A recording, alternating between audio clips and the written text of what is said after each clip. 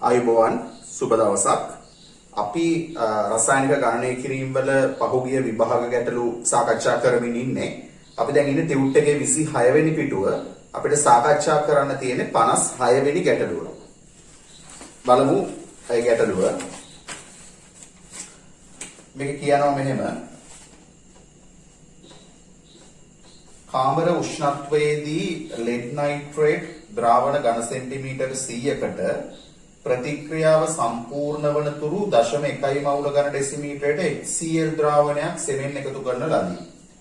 Lead nitrate ද්‍රාවණයක් තිබිලා තියෙනවා. Lead nitrate කියන්නේ PbNO3 twice. මේ ලෙඩ් නයිට්‍රේට් ද්‍රාවණය ඝන සෙන්ටිමීටර් 100කට ප්‍රතික්‍රියාව සම්පූර්ණ වන තුරු 0.1 මවුල ඝන ඩෙසිමීටරයට HCl. එතකොට HCl දාලා තියෙන්නේ සාන්ද්‍රණය 0.1 මවුල ඝන ඩෙසිමීටරයට තියෙන මේ ප්‍රතික්‍රියාව සම්පූර්ණ වෙනකන් කියලා කියන්නේ මේකේ තියෙන ලෙඩ් ටික ඔක්කොම ලෙඩ් ක්ලෝරයිඩ් විදිහට අවක්ෂේප වෙන්න උවමනා කරන පරිමාවම දාලා තියෙනවා. එතකොට සෙමෙන් එකතු කරලා ලැබෙන ද්‍රාවණය පෙරා නියත ස්කන්ධයක් ලැබෙන තුරු අවශේෂය වියලා ගන්නලාදී වියලි අවශේෂයේ ස්කන්ධය 0.139 ග්‍රෑම්. එතකොට අපි දැනගන්න ඕනේ මෙතන වෙන්නේ අවශේෂයේ විදිහට ලැබෙන්නේ ලෙඩ් ක්ලෝරයිඩ් PbCl2. එතකොට ඒකත් එක්ක අනිත් ලැබෙන්න පුළුවන් HNO3. HNO3. එතකොට මෙතන දෙකක් වෙනවා. එතකොට PbCl2 දෙකයි HNO3 වුණාම තුලිත වෙනවා සමීකරණය. හරි. මේකේ අපිට කියනවා මේකේ අවශේෂයේ ස්කන්ධය දෙනවා. 0.139 ග්‍රෑම් ලෙඩ් ක්ලෝරයිඩ් ස්කන්ධය. ලෙඩ් නයිට්‍රේට් සාන්ද්‍රණය අහන්නේ. බොහොම සරලයි. අපිට පුළුවන් ලෙඩ් ක්ලෝරයිඩ් ස්කන්ධයෙන් එතන මවුල ගාන හොයාගන්න. අපි භාවිතා කරනවා මවුල ගණන සමානයි ස්කන්ධයේ බෙදීම මෞලික ස්කන්ධය කියන සමීකරණය. අපි හොයාගන්න ඕන ලෙඩ් ක්ලෝරයිඩ් වල මෞලික ස්කන්ධය. Pb වල 207යි Cl එකක 35.5 කියන්නේ 2ක 71යි. එතකොට මෙතන එනවා 278ක්. එහෙනම් මේකේ මෞලික ස්කන්ධය 278යි. ඔන්න ඔය මවුල ගණන තමයි කෙලින්ම ලෙඩ් නයිට්‍රේට් මවුල ගණනක් වෙන්නේ. මොකද 1:1 අනුපාතය. ඒතර මේක සුළු වෙනවා. 139 වැඩි කිරීම 10^3 කියලා ගත්තොත් 139 කැපෙනවා 278ට 2යි කියලා. එතකොට 2කින් 1 වැඩි කිරීම 10^3 කියන්නේ 5 වැඩි කිරීම 10^4යි. 5 වැඩි කිරීම 10^4යි මවුල. එතකොට මෙතන ලෙඩ් නයිට්‍රේට් තියෙන්නේ 5 වැඩි කිරීම 10^4යි මවුල. එතකොට ඒක තියෙන්නේ ඝන සෙන්ටිමීටර් 100ක. අපි සාන්ද්‍රණය කියලා කියන්නේ 1000ක තියෙන ප්‍රමාණය. එහෙනම් 100ෙන් බෙදලා 1000න් වැඩි කරනවා. يعني 10න් වැඩි වෙනවා. 10න් වැඩි වෙනවා කියන්නේ 5 වැඩි කිරීම 10^3යි මවුල ඝන ඩෙසිමීටරයට කියලා ලෙඩ් නයිට්‍රේට් සාන්ද්‍රණය එනවා. එහෙනම් පිළිතුර අංක 3 5 වැඩි කිරීම 10^3යි. හරි. අපි බලමු ගැටලු අංක 57.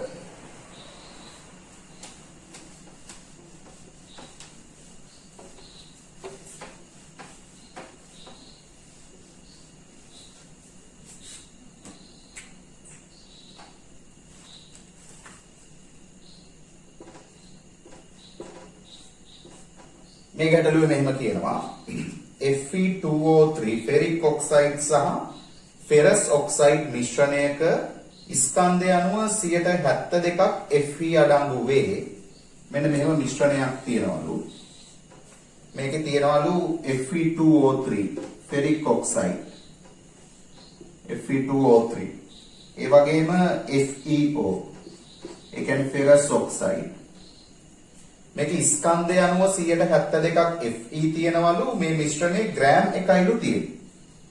මේකේ ග්‍රෑම් එකක් ගැන තමයි සලකන්න කියන්නේ. අන්තිමට අහන්නේ ග්‍රෑම් එකක තියෙන Fe2O3 ස්කන්ධය. මේක ස්කන්ධයෙන් 172ක් Fe. එතකොට ග්‍රෑම් එකෙන් 172ක් Fe. Fe ස්කන්ධය සමාන වෙනවා 0.72 ග්‍රෑම්. ග්‍රෑම් එකෙන් 0.72ක් 172ක් කියන්නේ 0.72ක් Fe තියෙනවා. එතකොට අපිට මෙතන දීපු දත්ත අනුව මෙතන අපි හිතුවොත් සම්පූර්ණ ස්කන්ධය ග්‍රෑම් එකක් හින්දා මේකේ තියෙන Fe2O3 ස්කන්ධය හිතුවොත් x ග්‍රෑම් කියලා. x ග්‍රෑම් කියලා. මේකේ තියෙන FeO ස්කන්ධය වෙන්නේ 1 ඍණ x ග්‍රෑම්.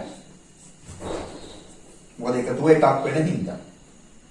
දැන් Fe2O3 වල මෞලික ස්කන්ධය ගත්තොත් Fe2O3 වල මෞලික ස්කන්ධය 56ව දෙකක් 112යි 16ව තුනක් 48යි 48යි 112යි කියන්නේ 160ක් වෙනවා. මේ FeO වල මෞලික ස්කන්ධය මෙයාගේ 56යි මෙයාගේ 16යි 72ක් වෙනවා. 56යි Fe වල 16යි ඔක්සිජන් වල 72ක් වෙනවා. එතකොට අපිට මෙන්න මෙහෙම ප්‍රකාශනයක් සමීකරණයක් විදිහට හදාගන්න පුළුවන්. දැන් මෙයාගේ තියෙන x ග්‍රෑම් වල තියෙන Fe ග්‍රෑම් ගාන සහ මෙයාගේ 1 ඍණ x වල තියෙන Fe ග්‍රෑම් ගාන ගත්තොත් ඒ දෙක එකතුව සමාන වෙන්න ඕන 0.72ට. මොකද මේක තුල තියෙන Fe ග්‍රෑම් ගාන 0.72ක් හින්දා. මෙයාගේ මෞලික ස්කන්ධය 160යි 160න් 112ක් තියෙන Fe. එහෙනම් 160න් 112ක් තියෙනවා Fe මෙයාගේ. එයාගේ ස්කන්ධය x ධන 160න් 112 වැඩි කිරීම x ධන. එතකොට මෙතන අපි ගත්තොත් මෙයාගේ 172න් 56ක් තියෙන Fe. 72න් 56 වැඩි කිරීම 1 ඍණ x 1 ඍණ x මේ එකතුව සමාන වෙන්න ඕන 0.72ට 0.72. ඒතර ඕක සුළු කරගන්න වෙනවා. ඕක සුළු කරගෙන x වල අගය හොයාගත්තොත් අපිට කෙලින්ම මේක පිළිතුර අහන්නේ Fe2O3 ස්කන්ධය. එහෙනම් කෙලින්ම අපිට නොදන්න පදයකට තියෙන x විතරයි.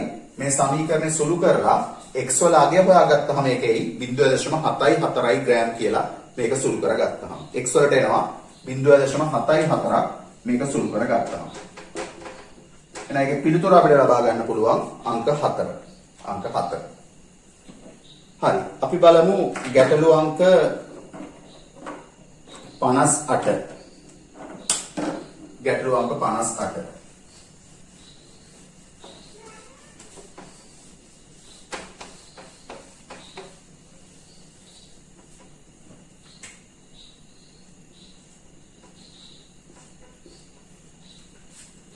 ඒකේ තියෙනවා ෆෙරස් අඩංගු ද්‍රාවණයක ඝන සෙන්ටිමීටර් 50ක නියදියක් ආම්ලික මාධ්‍යයේදී 0.02යි මවුල m කියලා කියන්නේ මෞලිකතාව. ඒ කියන්නේ ඝන ඩෙසිමීටරයට මවුල වලිනුත් 0.02යි. K2Cr2O7 සමග අනුමාපනය කරන ලදී ෆෙරස් සමග ප්‍රතික්‍රියා කිරීමට අවශ්‍ය වන K2Cr2O7 පරිමාව 25යි. මෙම අනුමාපනයම 0.02යි m K2Cr2O7 වෙනුවට 0.02යි m KMnO4 සමග සිදු කළේ නම් අවශ්‍ය වන KMnO4 ද්‍රාවණ පරිමාව. එතකොට අපි දැනගන්න ඕනේ මෙතන සිද්ධ වෙන ප්‍රතික්‍රියාව. ෆෙරස් ෆෙරික් වෙනවා, ඔක්සිකරණය වෙනවා. ඩයික්‍රෝමේට් ප්‍රතික්‍රියා කරන විදිහ අපි දන්නවා ආම්ලික මාධ්‍යයේදී Cr2O7 2- ධන 14යි H ධන 6යි ඉලෙක්ට්‍රෝන 2යි Cr ධන 3 ධන 7යි H2O. එතකොට මැංගනේට් පර්මැංගනේට් ප්‍රතික්‍රියාව වෙන්නේ MnO4- ධන 8යි H ධන 5යි ඉලෙක්ට්‍රෝන Mn ධන 2 ධන 4යි H2O. එතකොට මෙයා සහ මෙයා අතර අනුපාතය මෙයාගේ ඉලෙක්ට්‍රෝන 6යි මෙයාගේ 1යි නම් මේක 6න් වැඩි වෙන්න ඕන. ඒතර 6යි Fe ධන 2 ධන Cr2O7 2- කියලා එන්නේ. මෙයා සහ මෙයාගේ ඉලෙක්ට්‍රෝන 5යි නම් මේක 5න් වැඩි වෙන්නේ. එතකොට මෙතන එන්නේ 5යි Fe ධන 2 ධන MnO4- කියලා. කොහොමයි එන්නේ? දැන් මෙතන අපෙන් අහන්නේ මේ ෆෙරස් අඩංගු ද්‍රාවණයක 50ක් තියෙනවලු. ඒකත් එක්ක ප්‍රතික්‍රියා කරන්න 0.02 මේකේ ෆෙරස් ඝන සෙන්ටිමීටර් 50ක් තිබිලා තියෙනවා. ඕකත් එක්ක ප්‍රතික්‍රියා කරන්න ඩයික්‍රෝමේට් ඕන වුණාලු 0.02 සාන්ද්‍රණය තියෙන ඝන සෙන්ටිමීටර් 25ක්. ඕකෙන් 25ක් ඕන වුණා. ඊට පස්සේ අහනවා පර්මැංගනේට් කොච්චර ඕනද කියලා. ඒකෙත් සාන්ද්‍රණය 0.02යි. ඒකට 0.02 නම් v කියන පරිමාවක් නම් වැය උනේ අන්නේ පරිමාව තමයි අහන්නේ. එතකොට මෙතන 50 තියෙන Fe ධන 2 මවුල ගාන මේ ඩයික්‍රෝමේට් මවුල ගාන වගේ 6 ගුණයක් වෙන්න ඕන. එහෙනම් ඩයික්‍රෝමේට් මවුල ගාන වෙන්නේ මේ ඩයික්‍රෝමේට් මවුල ගාන. මෙතන තියෙන ඩයික්‍රෝමේට් මවුල ගාන 0.02 බෙදීම 10 වැඩි කරන 25යි. මෙතන තියෙන්න ඕන Fe ධන 2 මවුල ගාන කියන්නේ මේ වගේ 6 ගුණයක්. මේක වැඩි වෙන්න ඕන 6න්. එහෙනම් A ෆෙරස් මවුල ගාන තමයි මෙතන තියෙන මවුල ගාන. 0.02 බෙදීම 10 වැඩි කිරීම 25 වැඩි කිරීම 6. ඕක තමයි තියෙන ෆෙරස් මවුල ගාන. එතකොට A මවුල ගානට පර්මැංගනේට් මවුල ගාන සමාන කරන්න පුළුවන් මේක වැඩි කරන්න ඕන 5න්. මේක 5න් වැඩි කරොත් තමයි සමාන වෙන්නේ 5ට 1 අනුපාතයේ හින්දා. දැන් ඕක සුළු කරාම 10ට 10 කැපෙනවා. 25ට 5 කැපෙනවා 5යි කියලා. 0.02 කැපෙනවා 5 වරක් 6 30යි. එහෙනම් ඝන සෙන්ටිමීටර් 30යි අවශ්‍ය වෙන පරිමාණ. එහෙනම් පිළිතුර ගන්න පුළුවන් අංක 5 ඝන සෙන්ටිමීටර් 30යි කියලා. ඝන සෙන්ටිමීටර් 30යි කියලා ඒකට පිළිතුර ලබා ගන්න පුළුවන්. හරි. අපි බලමු ඊළඟ ගැටලුව. ගැටලුව අංක 59.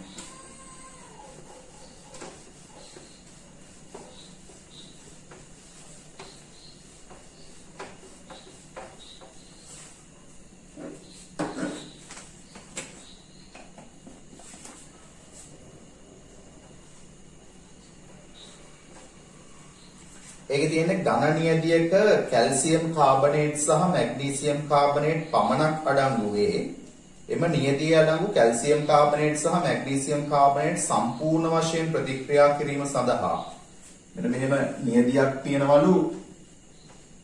මේකේ කැල්සියම් කාබනේටුත් තියෙනවා මැග්නීසියම් කාබනේටුත් තියෙනවා. ඒ දෙක විතරයි තියෙන්නේ. එතකොට මේකේ තියෙන දෙක ප්‍රතික්‍රියා කරන්න 0.08 m HCl ඝන සෙන්ටිමීටර් 42ක් අවශ්‍ය වෙනවලු. පෙරණය වාෂ්ප කිරීමෙන් ලබා ගන්නා ලද ප්‍රතික්‍රියාවේදී සෑදුණු නිර්ජලීය ක්ලෝරයිඩයේ ලවණවල බර 0.19 ග්‍රෑම්. 0.19 ග්‍රෑම්. 0.19 ග්‍රෑම්.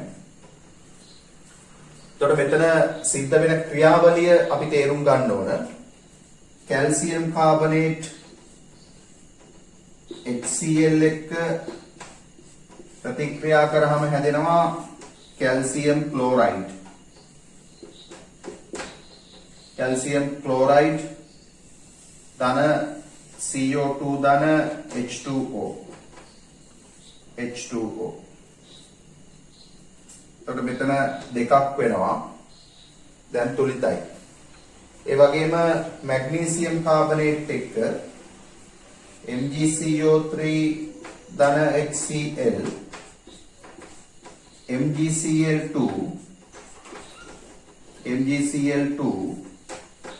ධන CO2 ධන H2O.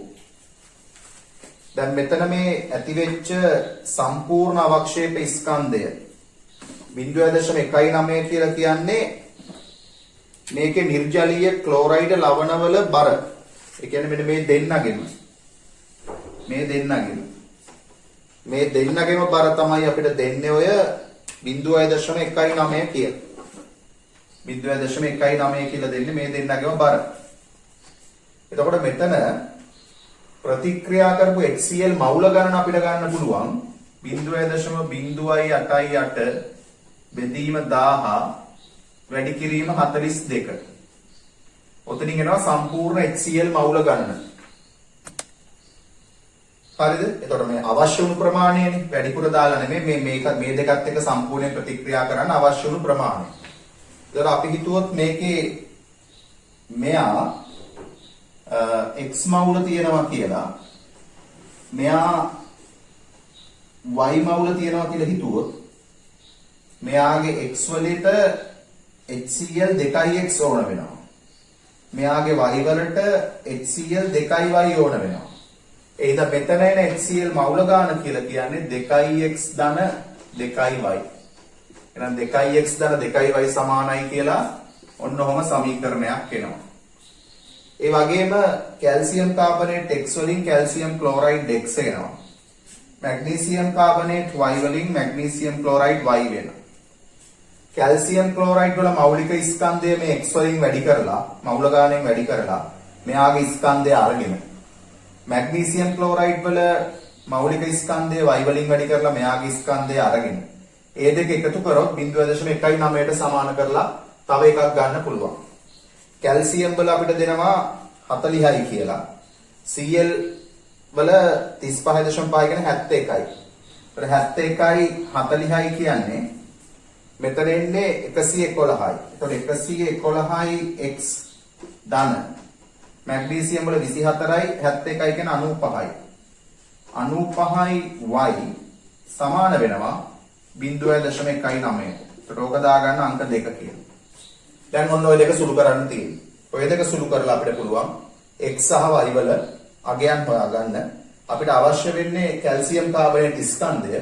කැල්සියම් කාබනේට් වල මවුල ගාන වන x හොයාගත්තොත් මෙයාගේ මෞලික ස්කන්ධය වන c ෙන් වැඩි කරලා පුළුවන් අපිට එයාගේ කොච්චරද ස්කන්ධය කියලා ගන්න. ඔක සුළු කරගත්තාම පිළිතුර එයි 0.09යි ග්‍රෑම් කියලා පිළිතුර අංක 3.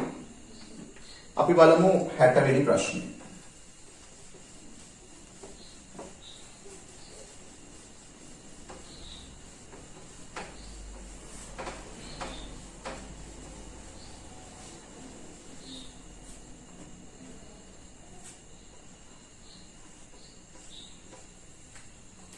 ඒක කියනවා MgCl2 ග්‍රෑම් 285ක් ඇති මුළු අයන සංඛ්‍යාව.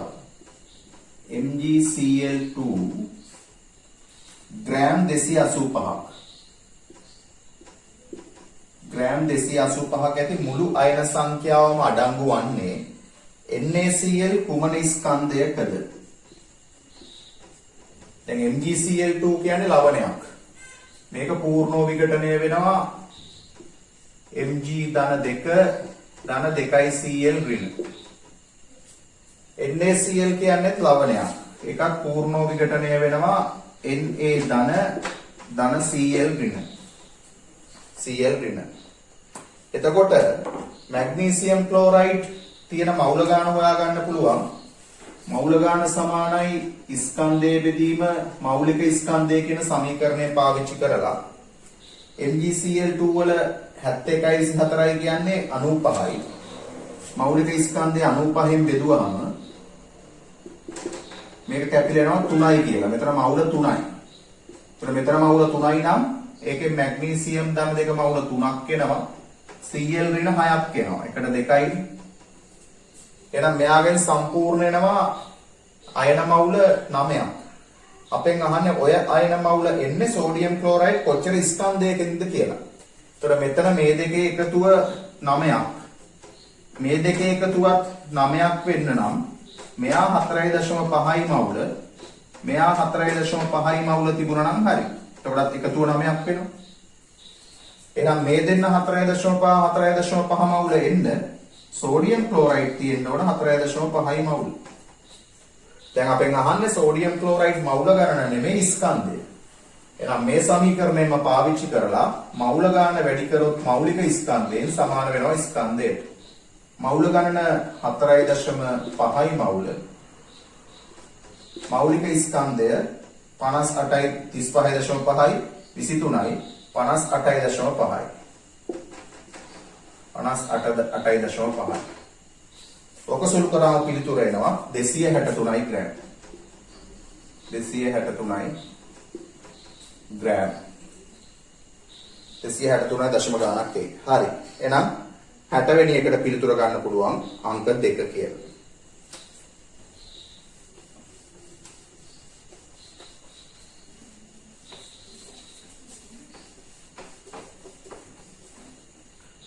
අපි බලමු ගැටළු අංක 61. ගැටළු අංක 61. මේකේ තියෙන 118ක් ස්කන්ධය අණුව ඇමෝනියම් සල්ෆේට් ද්‍රාවණයක. Ammonium sulphate.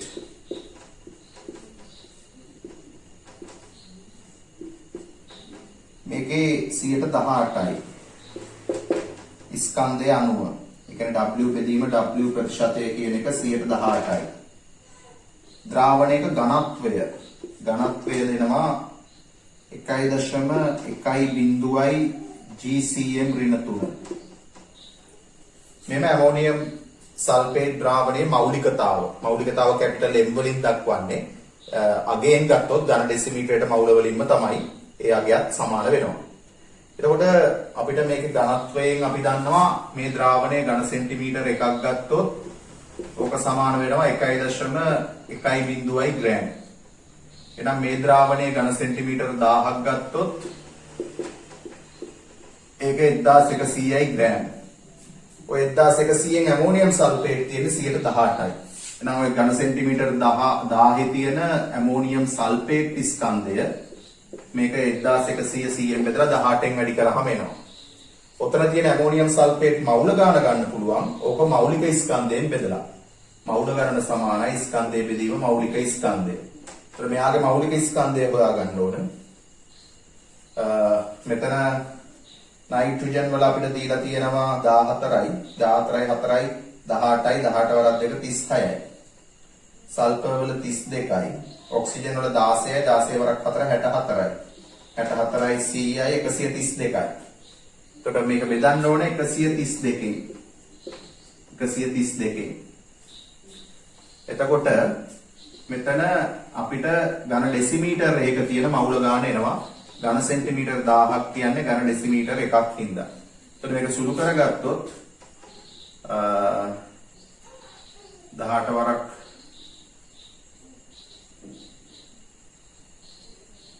18යි කියන්නේ 198යි. 198 බෙදන්න ඕනේ 132කින්. 132කින්. 132න් බෙදන්න ඕනේ. එතකොට 198 132න් බෙදුවහම 1යි 132යි 8න් 2ක් 6යි 9න් 3ක් 6යි. එතකොට 660ට 1.5යි කියලා එනවා. දැන් 1.5න් කියන පිළිතුර එනවා 61 වෙනි ප්‍රශ්නෙට පිළිතුර අංක 2. පිළිතුර අංක 2. අපි බලමු 62 වෙනි ප්‍රශ්නය.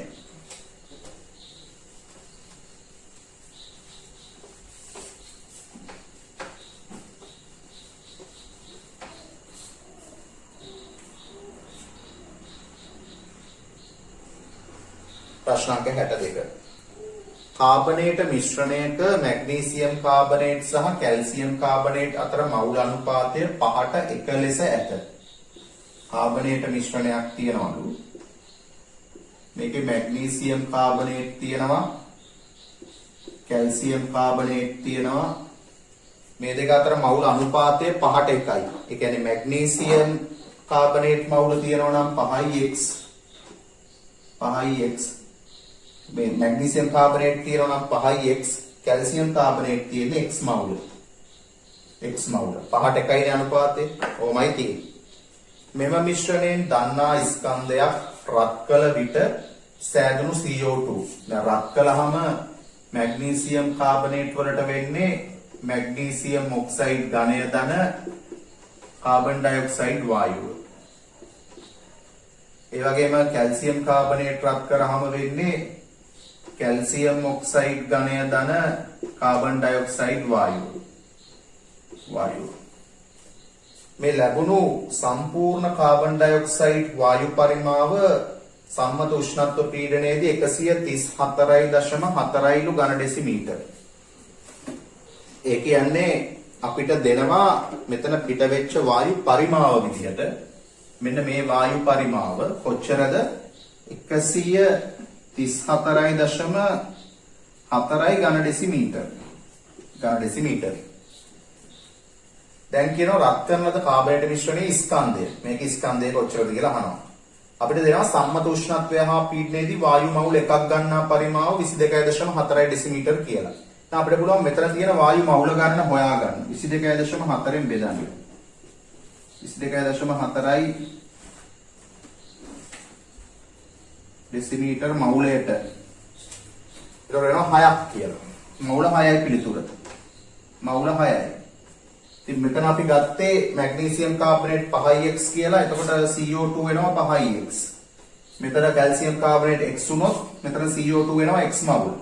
එහෙනම් ඔතනින් එනවා 5x ධන x කියන්නේ 6ix සමානයි 6යි. 6ix සමානයි 6යි කියන්නේ x සමානයි 1යි.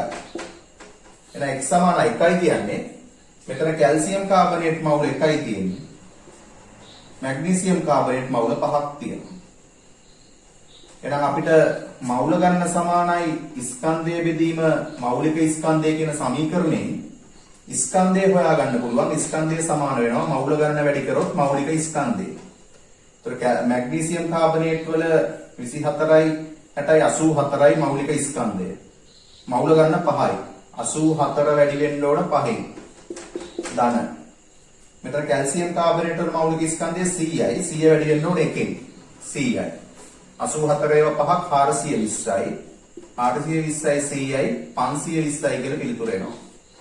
පිළිතුර 520යි අංක 2. ග්‍රෑම් 520යි. හරි. අපි බලමු 63 වෙනි ප්‍රශ්නය.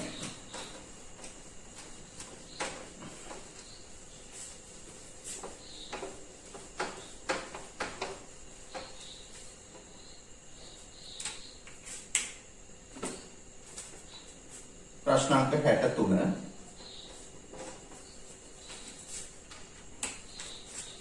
බලන්න ඒකේ තියෙනවා ද්‍රව හෙප්ටේන් කියන්නේ C7යි H16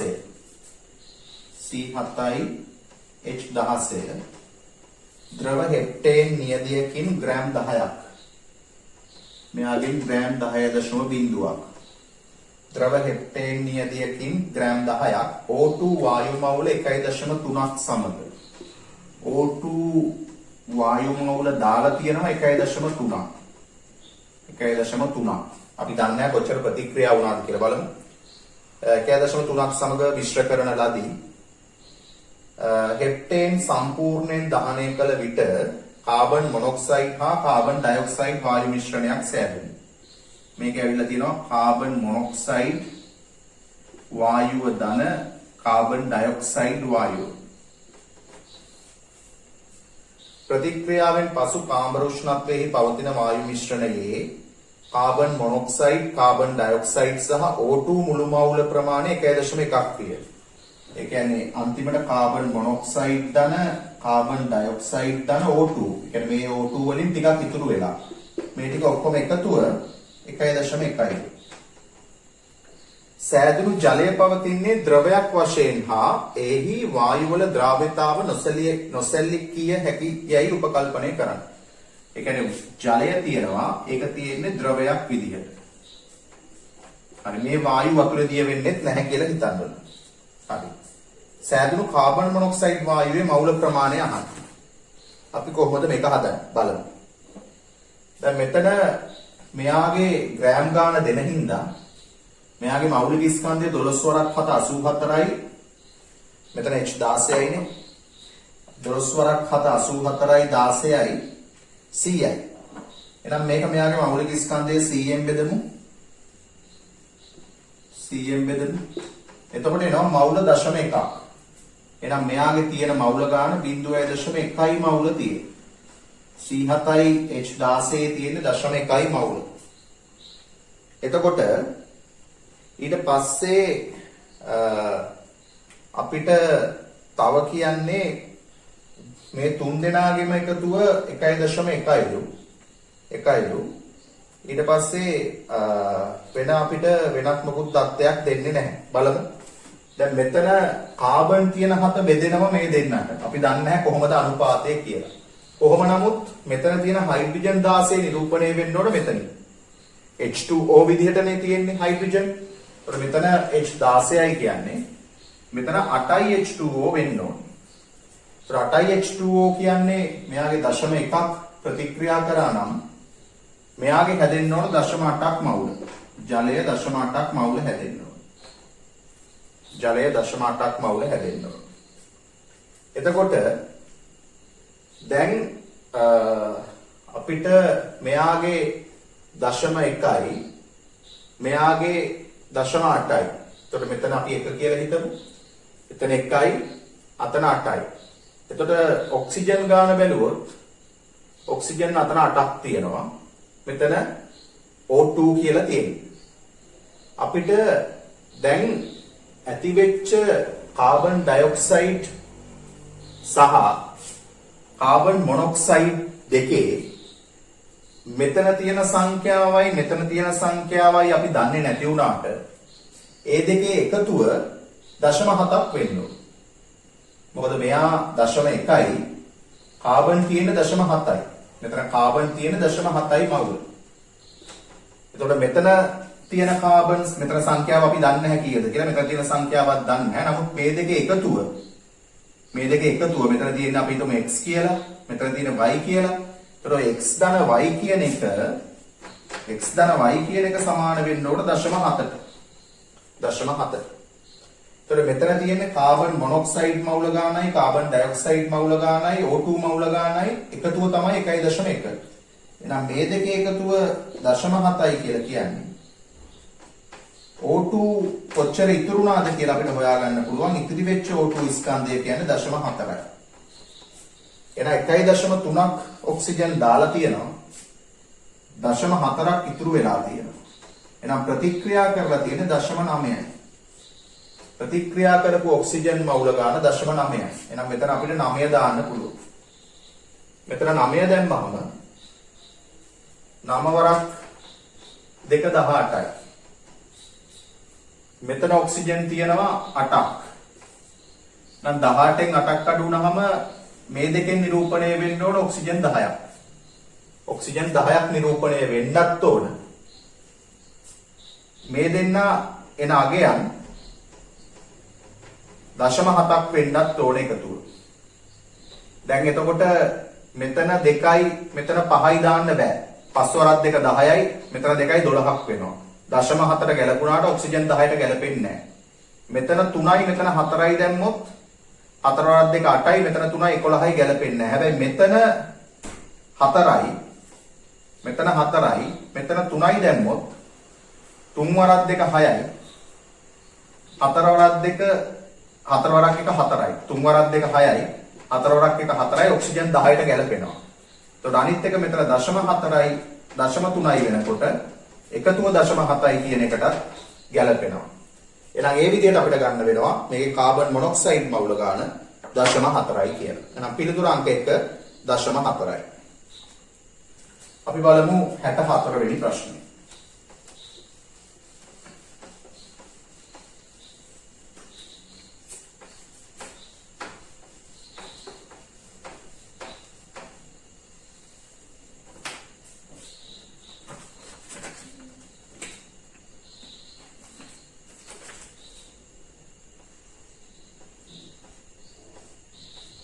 ගැටලු අංක 64. ඒ නැමැති කාබනික සංයෝගයේ බර අණුව කාබන් තියෙනවා 39.97. හයිඩ්‍රජන් තියෙනවා 6.73ක්.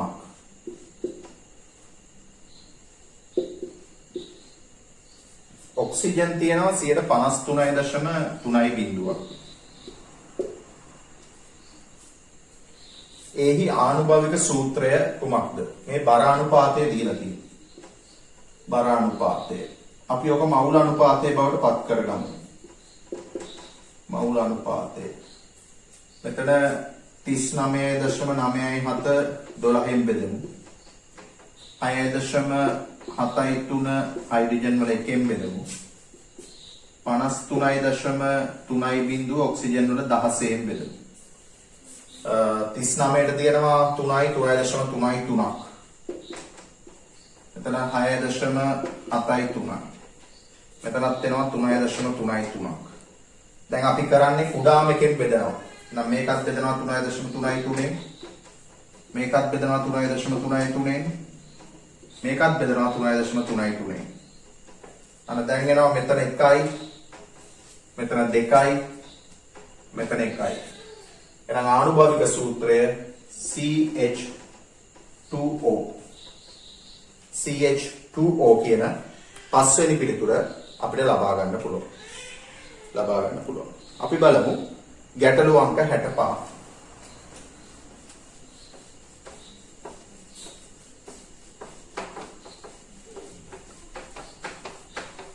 අපි බලමු ගැටලු අංක 65. ඒකේ තියෙන්නේ මෙහෙමයි. ඇමෝනියම් නයිට්‍රේට් ඉහළ උෂ්ණත්වයේදී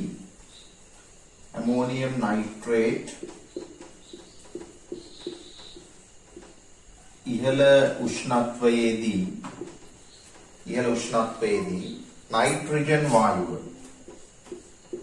N2 gas ඔක්සිජන් වායුව O2 gas ජල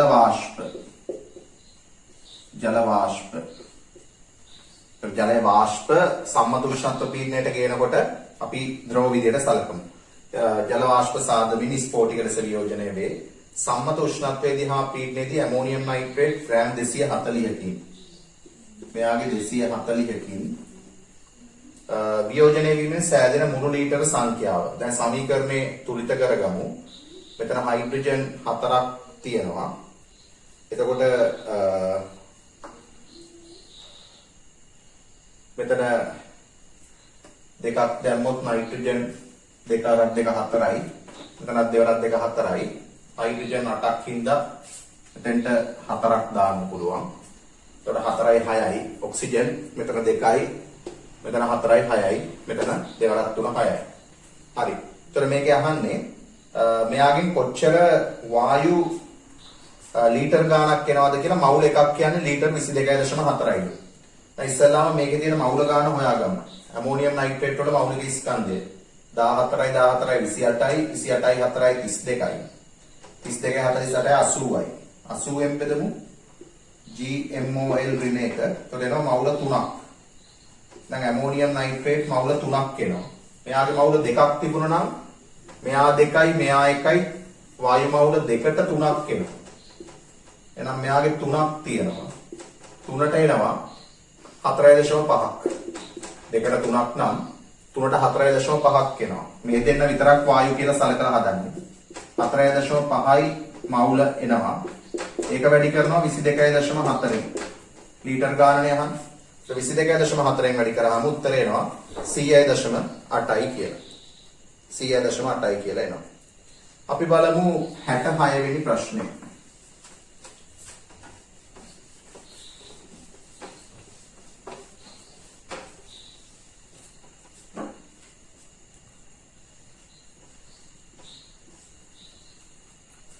ඝනත්වය 1.03යි GCM ඍණ 3. ඝනත්වය 1.03යි GCM ඍණ 3. හා ස්කන්ධය අනුව NAI 103යි. NAI W බෙදීම W කියන එක 103යි. වන NAI ද්‍රාවණයක මෞලිකතාව. දැන් මේ වගේ ගණන් ඕන තරම් අපි හදලා තියෙනවා. ඒතර ඝනත්වය 1.03යි කියන්නේ ඝන සෙන්ටිමීටර එකක් 1.03යි. නම් ඝන සෙන්ටිමීටර 1000ක ස්කන්ධය 1000න් වැඩි කරාම එනවා. ඕකෙන් 100ට 3යි තියෙන්නේ NAI. ඊට පස්සේ NAI වල මෞලික ස්කන්ධයෙන් බෙදුවහම මෞල ගාන එනවා. ඒතර I වල 127යි, මෙතන 23යි කියන්නේ 130යි, 150යි. එහෙනම් මේක බෙදෙන්නේ 150න්. 150න්. ඒතර බිංදු දෙකට බිංදු දෙක යනවා. 3ට 50යි කියලා කැපෙනවා. 5යි කියලා කැපෙනවා. 1.03 බෙදීම 5. 0.2යි 1යි කියන පිළිතුර ආසන්න වෙනවා පළවෙනි පිළිතුර. පිළිතුර 66ට අංක 1. අපි බලමු 67 වෙනි ගැටලුව.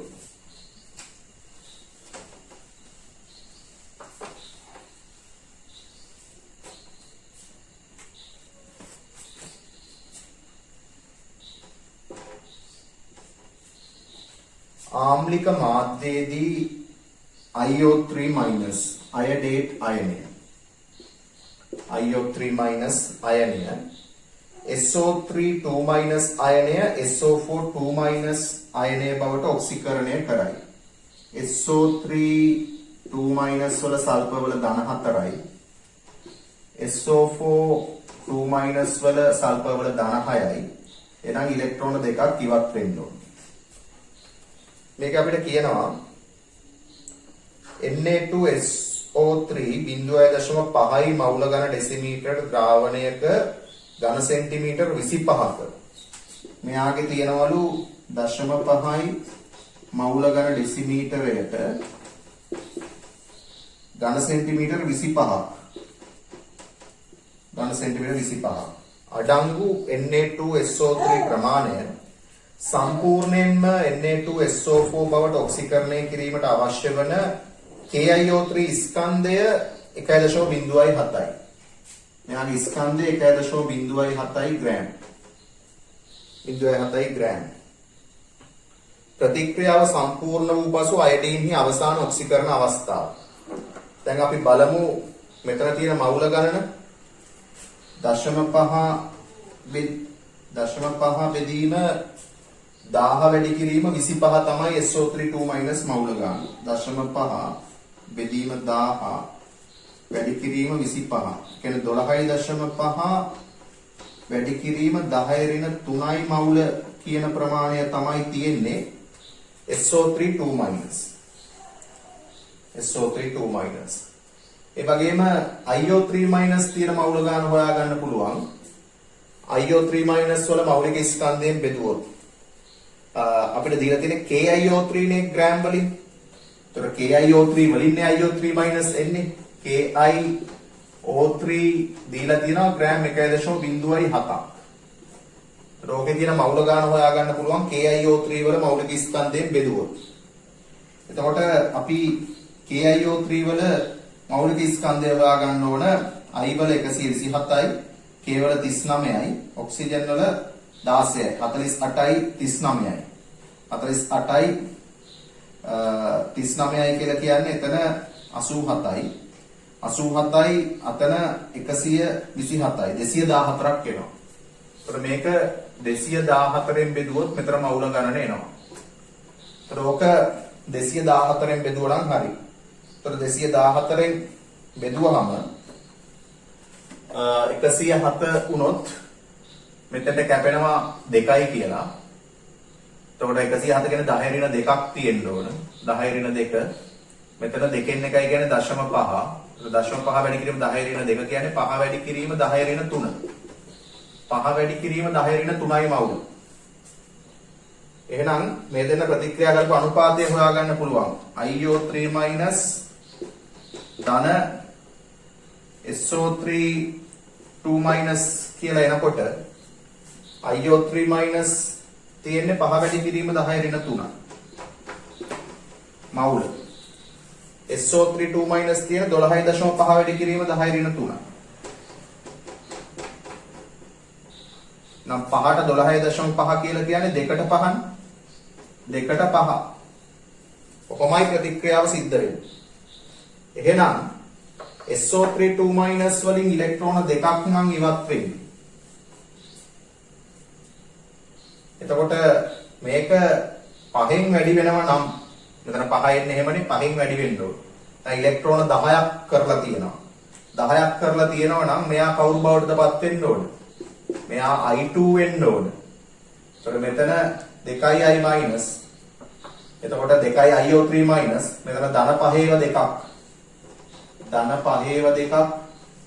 ධන 10යි. මෙතන බිඳුවේව දෙකක් බිඳුවයි. ධන 10 බිඳුව වෙනවා කියන්නේ ඉලෙක්ට්‍රෝන 10ක් ලබා ගන්නවා. එහෙනම් මේක අංක 1 මේක අංක 2 කියලා අරගෙන අපි මෙතන ඉලෙක්ට්‍රෝන 2 හින්දා මෙතන ඉලෙක්ට්‍රෝන 10 හින්දා මේක 5න් වැඩි කරොත් තමයි 2iO3 ට 5iSO3 2- කියලා එන්නේ. එතකොට ඉලෙක්ට්‍රෝන 10ක් හින්දා මේක 2යි කියන එක 5න් වැඩි වෙන්න ඕන. එහෙනම් එතකොට අපිට තේරෙනවා මෙතන ඔක්සිකරණාංකය වෙනස් වෙන්නේ බිඳුව දක්වා. අපෙන් අහන්නේ අයඩීන්හි අවසාන ඔක්සිකරණ අවස්ථාව බිඳුවයි. එහෙනම් 67 වෙනි ප්‍රශ්නෙට පිළිතුර අංක 2.